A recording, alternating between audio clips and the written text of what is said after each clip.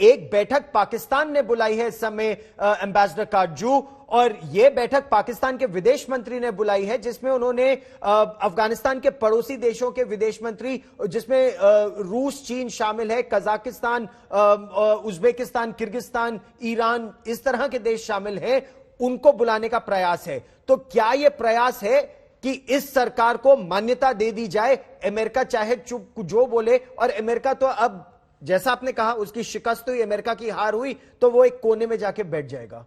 नहीं, दो चीजें मैं कहूंगा आपसे। पहली चीज तो ये मानना कि हक्कानी जो है वो तालिबान का हिस्सा नहीं है, गलत।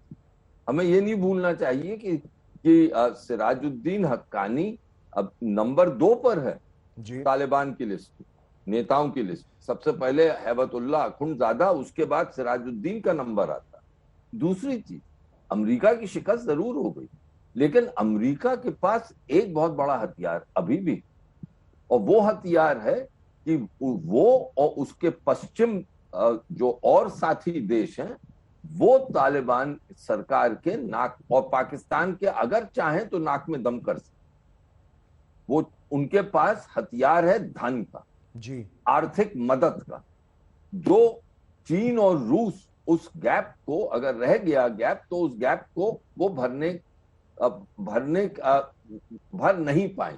$8.5 बिलियन प्रति वर्ष क्या? लेकिन एक शब्द मैं कह दूं, लेकिन सवाल यह है, क्या अमेरिका और उसके जो पश्चिम दोस्त हैं, देश दोस्त हैं, उनमें ये इच्छा शक्ति है कि वो आगे अफगानिस्तान में अस्थिरता की स्थिति भी स्वीकार करें?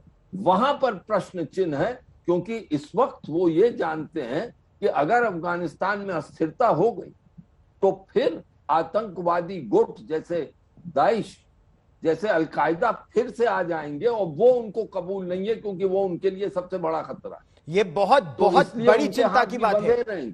लेकिन महिलाओं का, जैसा जनरल मिस्टन आप कह रहे थे, ना महिलाओं का रिप्रेजेंटेशन है, ना महिलाओं का मंत्रालय है, मंत्रालय ही हटा लिया विमेन्स वेलफेयर का। आज उनके स्पोर्ट्स मिनिस्टर और एजुकेशन मिनिस्टर कह रहे हैं कि महिलाओं को पढ़ने की आवश्यकता ही नहीं है। यही नहीं, केवल एक उज्बेक, 2 उज्बेक, 1 ताजिक, कोई शिया नहीं, यानी माइनॉरिटी रिप्रेजेंटेशन या एथनिक ग्रुप रिप्रेजेंटेशन नहीं।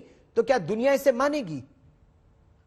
मेरे को लगता है शायद दुनिया नहीं मानेगी, क्योंकि थोड़े दिन पहले यूरोप यूनियन ने भी कुछ स्टेटमेंट्स दिए थे, और उन्होंने बोला था जब तक इंक्लूसिव सरकार नहीं होगी तो वो मान्यता नहीं देगी।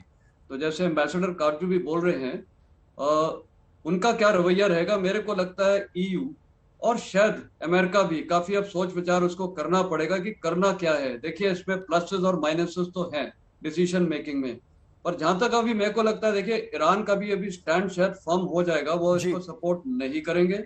और मेरे को अभी ये भी लग रहा है, जैसे अभी NSA रशिया के आए हुए हैं हमारे पास, और चीफ ऑफ ये CIA के चीफ अमेरिकन, तो मेरे को लग रहा है कि शायद यहाँ पर कुछ डिस्कशन ऐसे निकलेंगे कि पाकिस्तान का रोल आएगा, और शायद कुछ कॉमनैलिटी आएगी except for China and Pakistan.